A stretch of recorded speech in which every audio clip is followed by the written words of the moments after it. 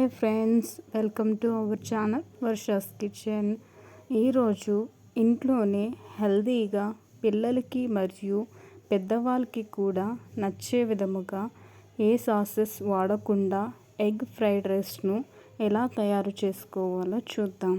ముందుగా గ్యాస్ మీద ఒక ఐరన్ మూకిడి పెట్టుకుని కొద్దిగా ఆయిల్ వేసుకొని 2 ఎగ్స్ని ఇలా బ్రేక్ చేసి వేసుకోవాలి.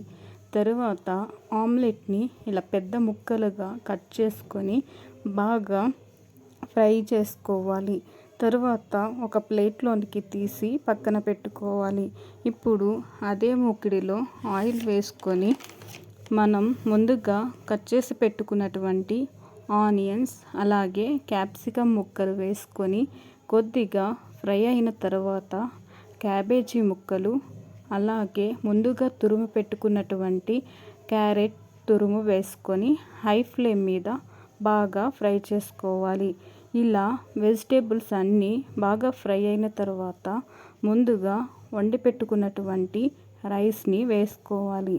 దానిలో రుచికి సరిపడా సాల్ట్ అలాగే టేస్ట్ కోసం కొద్దిగా గరం మసాలా వేసుకొని అన్నం మొత్తం కలిసేలాగా హై ఫ్లేమ్లోనే బాగా కలుపుతూ ముందుగా చేసి పెట్టుకున్నటువంటి ఎగ్స్ను వేసి బాగా కలిపి పైన కట్ చేసుకున్నటువంటి ఆనియన్స్ వేసుకొని ఇలా తింటే చాలా టేస్టీగా అండ్ ఫాస్ట్ ఫుడ్ సెంటర్లో దొరికే ఎగ్ ఫ్రైడ్ రైస్ కన్నా చాలా హెల్తీగా వెజిటేబుల్స్తో ఇలా పిల్లలకి లంచ్ బాక్స్లోకి చేసి పెడితే ఎంతో ఇష్టంగా తింటారు.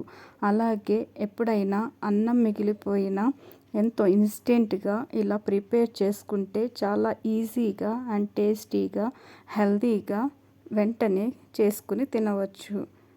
Please subscribe our channel Varsha's kitchen. Thank you.